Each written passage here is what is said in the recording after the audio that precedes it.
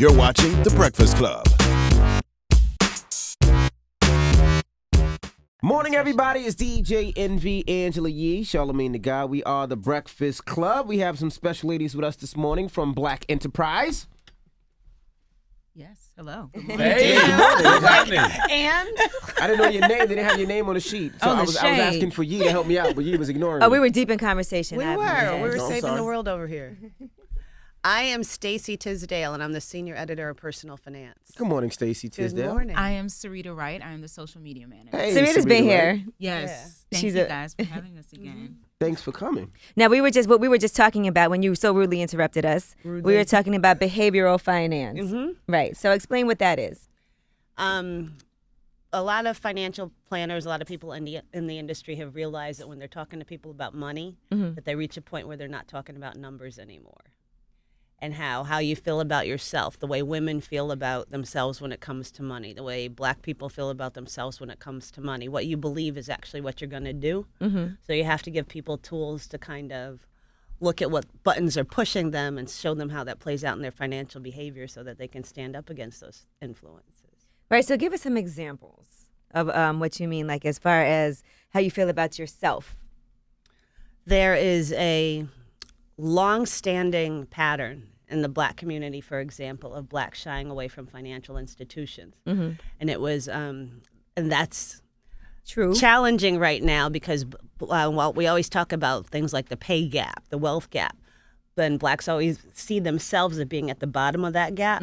But in reality, blacks earning $75,000 or more a year are the fastest growing income group in the world. Right.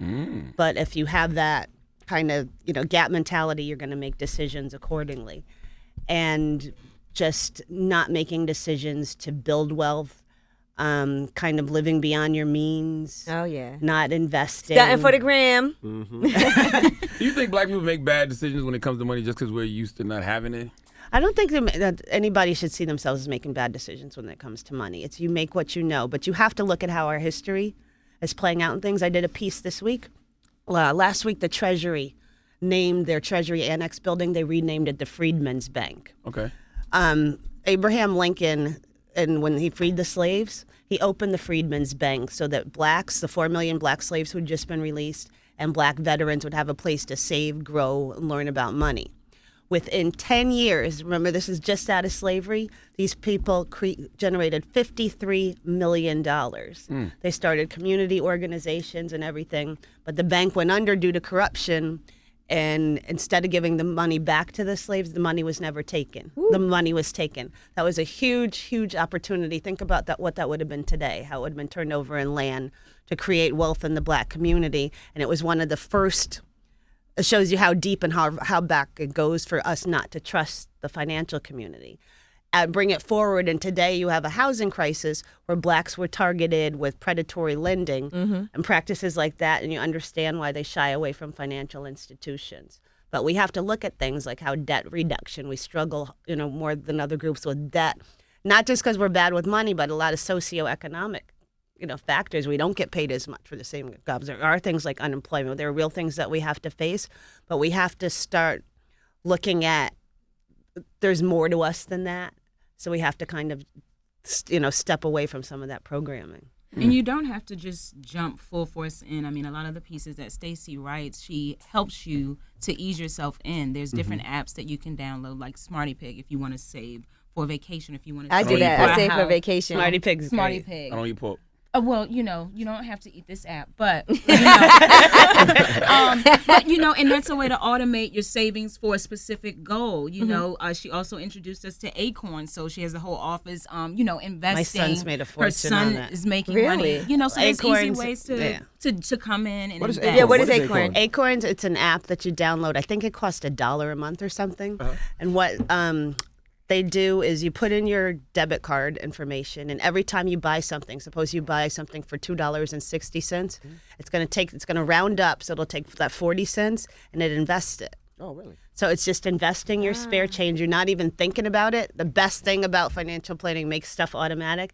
So my 10-year-old started doing this, I think, in July, and I'm just kind of checking out the account. He's made $700. Wow. Because that money goes straight into the stock market. You got to make it automatic. Now, you said there's no such thing as making bad decisions when it comes to money? You have to look at the whole. What if I buy 5 Phantoms and I only got $1 million? That's just not a That's just smart dumb. move. That's That's dumb. yeah. That's not a great investment. That's not a great That's investment. not a great investment. What you have to look at, the financial planning, it's not complicated.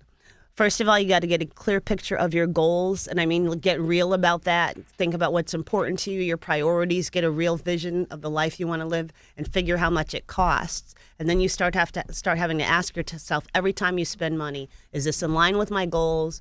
If why am I trying? If not, why am I spending this money? And you can't think of things like budgeting. I'm good with money. I'm bad with money. We want to take some of that judgment out. You want to just start getting to the place where you channel all of your resources towards the life you want to live. Then you'll see how much money you're spending on things that aren't important to you, but things that social messages might be telling you are important to you. But we're all human beings, so we're all subject to this conditioning. So I always try to encourage people, get away from bad, I'm good, or this group is that, or this group is that. But Black people really need to ask themselves, what do I see people like me doing when it comes to things like saving? What do I see people who look like me doing when it comes to investing?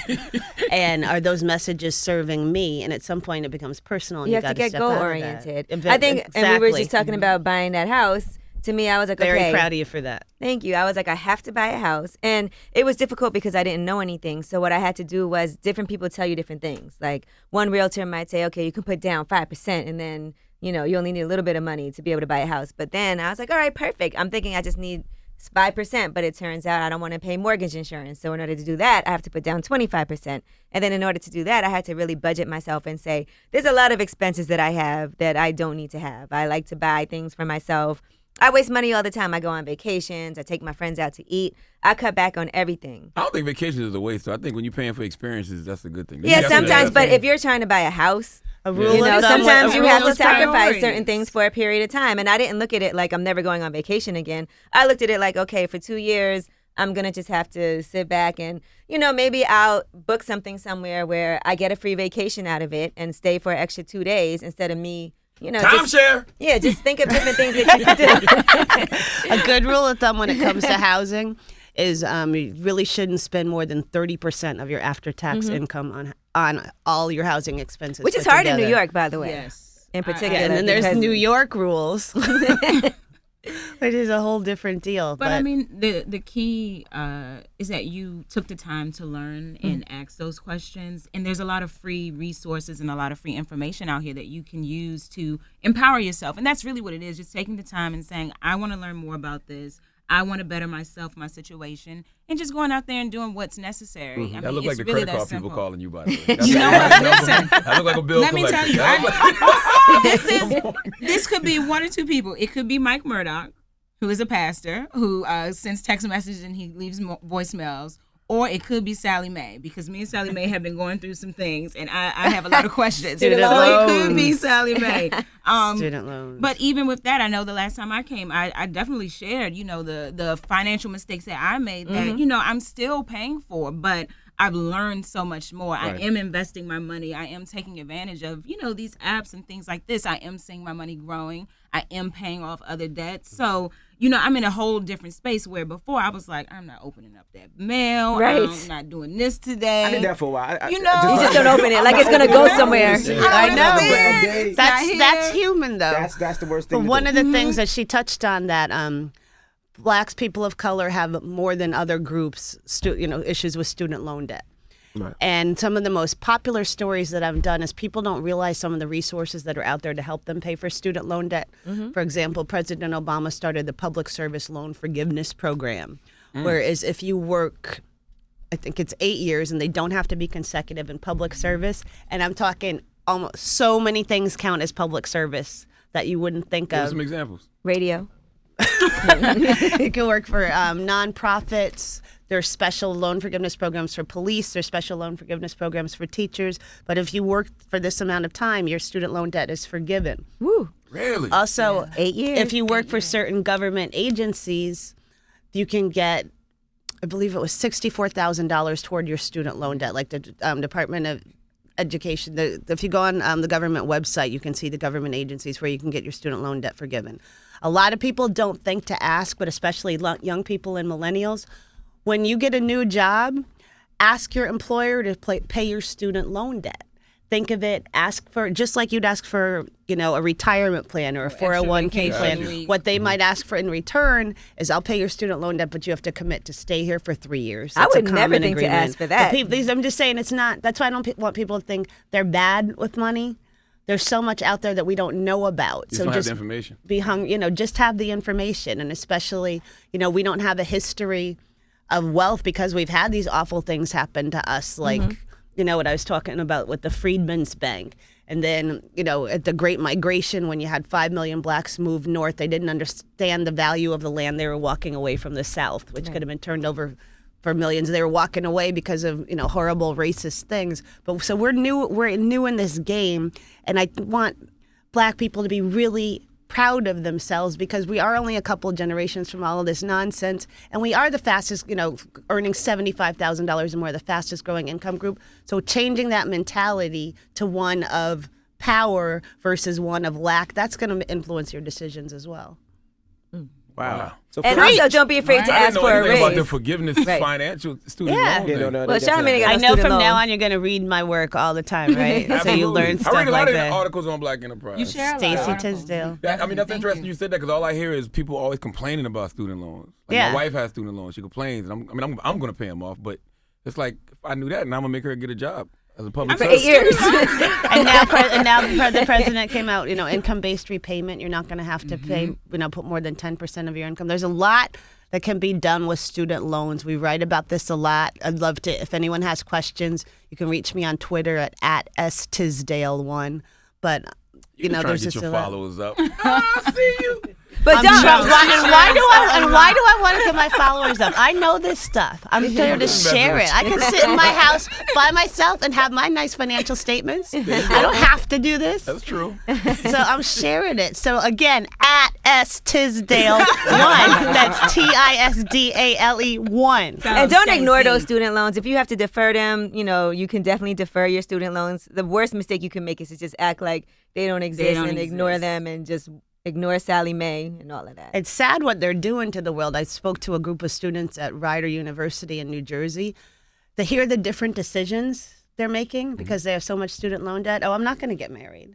I'm not going to have kids. I'm not going to buy a house. So the student loan crisis has become so big. It's affecting the dynamics of the country. We're seeing birth rates down and all of this kind of stuff, and you're all because seeing- of student loan you're debt. seeing less people actually even enroll in college just because of the thought of, I'm going to have to repay these huge amounts of money. So you Right. see, less people going to school. And there's all kinds of scholarships available that people don't even know about. There's almost a scholarship for anything. everything, I yeah. wrote a book, and one of the chapters we were looking at was, how to pay for education. And I found a scholarship, a bagpipe scholarship. I mean, You can play the bagpipe? if you can play the bagpipe, there's scholarships for everything There's out something there. out here for you. There's definitely. So look for it. I How had do a you party when I encourage paid kids off to my go to student school? loan. Being like, for these kids that do feel like, I don't want to go to school because it's going to be debt. What's the benefit of going to school? Well, I'm just to say this. One of the things we did over Thanksgiving, we did a Be Thankful campaign, and we asked people internally in the office to say, why are you thankful for your college education?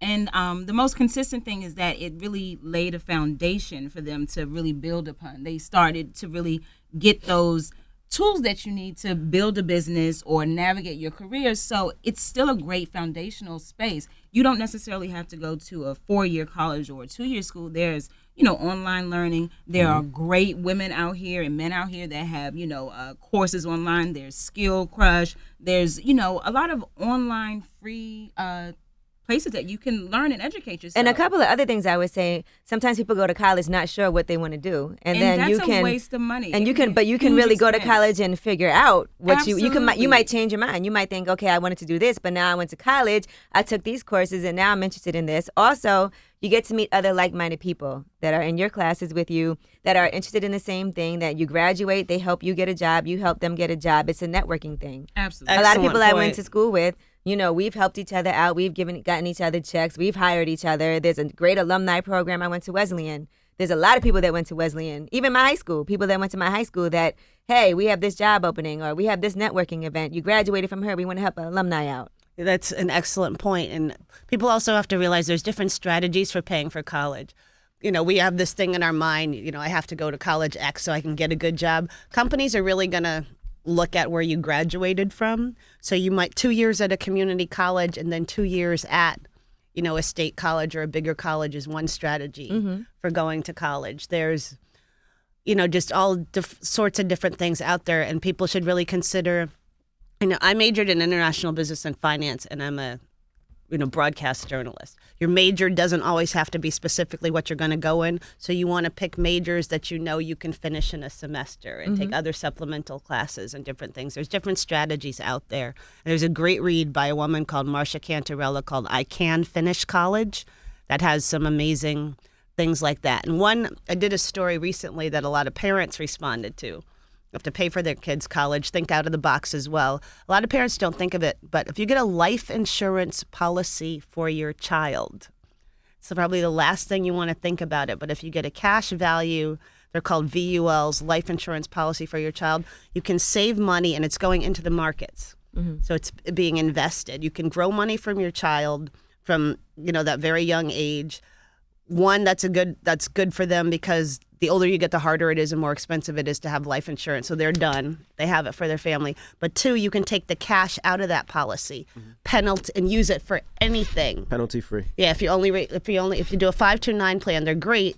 But if you can't use those expenses for anything other than education. But there's a lot of things out there to think outside the box, and the information is out there. I use that for my kids. Well, I will use it for my kids. I have it in the kids now, so that way I won't get taxed on it and I won't be penalized for certain things if I use it for education. But you know what a lot of people don't know, and they try to save money, and I see them doing it all the time on social media.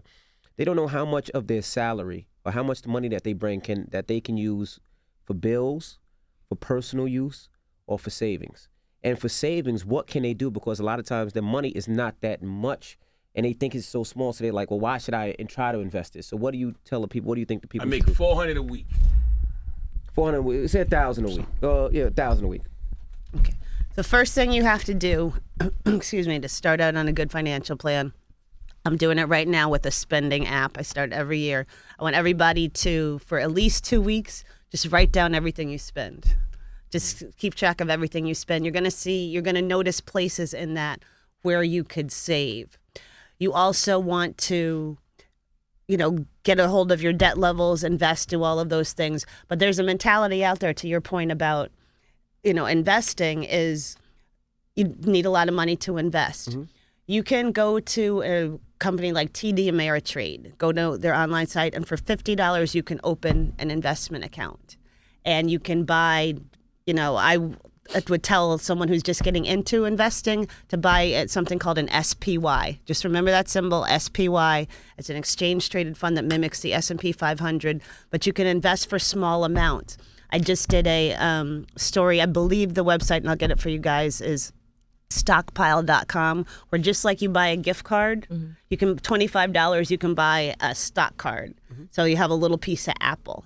You have a little piece of things, but there's a lot of ways out there to get started investing for very small amounts of money. Acorns, $1 a month. You're not even thinking about it. I'm doing this for my son right now because he invests a lot and he's into that. Like he's. That's awesome. He What's does he the like penny to trading. do? He does penny stocks. What he does, this is how he makes Stocks. money, which is amazing. He plays Madden on his video games and he wins coins, and then he sells those coins to grown men. And grown men, my PayPal, I have $50. $100 where men pay that much money for these coins. Don't let him meet up with them like in I person. really had to find out. I had He to, sells his the coins? coins, the fake coins that he wins on Madden, sells them to grown men, and they pay cash for them. Why do they want them? Because you can make your own players. If you play those type of games, you can make your own players. Like I thought My he was selling son does drugs. this all the time. I'm It telling was so him. much money. I thought it was drugs. I was like, you have to show me what you're doing because I don't believe you. And he showed me he's making a lot of money. So now I'm showing him how to invest. So Acorn is something that he can see on his app, on his phone. Oh, yeah. He will love that. I wasn't sure. So they should link to the checking account because I'm at the last step right now. Yeah. Yes. You're doing it right now. Yeah, That's I'm so doing it cute. right now. He's not playing. Yeah. Just making sure. That's so cute. And I Yeah. love the Acorn because you can choose the markets. So like Little you're doing kids, you S&P, do I'm doing S&P, emerging markets. S&P, so it's S&P. really cool. Yeah, When I it did comes to children. investing, just a little rule of thumb, money that you don't need for 5 years. Like, suppose you're retiring in 5 years, you need money in 5 years. Don't. It should be in cash or Right. maybe bonds or something. But money that you're not going to use for at least 10 years, everybody, the stock market, regardless of the ups and downs, the U.S. stock market has averaged since its inception an annual yield of about 9%. You're not going to beat that anyway. Not just U.S. stocks, but if you don't know that much about investing, just remember again that SPY, that S&P 500. It's like a security that'll give you a little piece of all of the 500 companies in the S&P 500. So you're diversified. And you can get into these things for, with your Acorn. Right. That's like dollars and cents a month. And then the thing of it is, once you see these little things growing, like even if you're only making $400 a month, you're getting spare change. Right. $400 a week, like you said, you're nothing. getting spare change. Once you see these things growing, it starts to motivate you. It starts to change how you feel. And that shift in that mindset Right. is what's really going to start making a difference. What's some good things to invest in this year, in 2016? Well, I'm going to say cannabis. Yeah, I've been doing a lot. I did a big story on the 411 on Definitely. investing in 420. It's one thing about the cannabis market. We covered a cannabis investor Series yesterday. It's if I was an investor, like just getting started in the market, I don't know that I'd make it my primary investment because the industry, they're still It's not they legal don't. everywhere. It's not legal It's not everywhere. legal everywhere. But Yeah. even the places it is legal, they don't have banks. Like they're not allowed to bank. So a lot of the companies are. You see, here's these stories of these big robberies because it's still a cash business. Right. So But they are opportunities because there's cannabis securities right now. And the guy that we heard from yesterday, he's got a good market share on that. So there's different ways. There's apps that are coming out. Snoop Dogg has Mary Jane. There's media opportunities. There's a lot of different ways. I know we do a lot of franchises. Yeah, I meant to ask you about that. What a lot of people ask me about investing, and I always tell them go to the solid products that they use. that's a great Whether thing. It's especially if you don't have a lot of money and you don't want to possibly gamble. Like I say, go to those solid. If you use Apple, your Apple computer, maybe put some money in the Apple. That's something I make my son do. When Right, he gives yeah. me his Christmas list, like I want these sneakers, this, he has to look at the companies that make it, and then you can go to places like oneshareofstock.com, and he has to buy a share of stock in the company. But I think an even better way to go with that is with an Acorn or with suppose you open an account You at. invested in Acorn? No, I'm not. 3 times. No, it's free. I'm like, Because you what sold I'm, me. I'm already what I'm registered. talking about it is because I should say the investment option in it is that S&P 500 exchange traded fund, or suppose to go to your point, suppose you use a lot of technology. And you open an account at TD Ameritrade for $50, you can buy an ETF that invests like a technology basket. And just what an ETF is, and that's really a way to go for small investors, is it's one security, but it's a basket of stocks. Like there's a Vanguard technology ETF that has a little bit of Apple in it, a little bit of Google in it, a little bit of Facebook in it. So you're getting all these companies for the price of one share of stock. Right. So go to TD Ameritrade, open a stock trading account. Gosh, I use Apple all the time. Buy an ETF that invests in technology and add $5 to it every week. Add in, you're buying more and more. But the point of all of that is that we have to change the thought that you have to have a lot of money to invest. Right. But Angelina and I, we started last year because I was scared of the stock market. I had, people that lost money and they pull out and then it shoots up. You haven't lost a penny till you sell. You're right. So we started. I mean, I'm in it heavy dolo, but we started with I think $500, $1,000 G.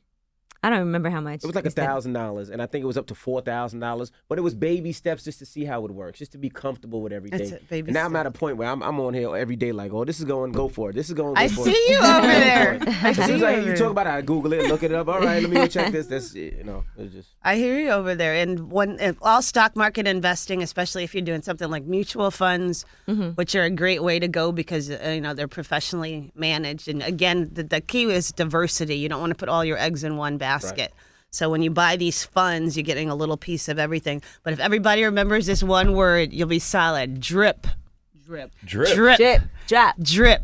Drip. It's called You want us to invest drip in the porn stands for industry? drip stand. We're not. Wow. It's not that kind of show. Although that probably would not be a bad investment. No. DRIP stands for Dividend Reinvestment Program. So, for example, I opened my son an account at TD Ameritrade. We bought a technology fund, and they're saying, do you want to drip the returns. What that means is when your stock pays dividends, instead of sending you a check for 50 cents, they're going to buy more stock. That's how you grow things. You compound it. So anytime you buy a stock, anytime you buy a mutual fund, anytime you buy anything, you're going to get an option to drip it. Just say yes. Drip it out. Drip it. Dripping's always good. Dripping's good. Well, we appreciate you for joining us, man. This is a lot of knowledge. Where can people reach you if they don't know, or if you have a blog, or verify Twitter. my account. I'm sorry. It just verified my account. I'm just going to make sure I'm good. All right. So where can It they, is hilarious. thank you. Where can they go to make sure they can get more information on investing and saving money? You can, again, follow me on Twitter at stisdale1. You can always reach out to me at Black Enterprise. My email is tisdales@blackenterprise.com.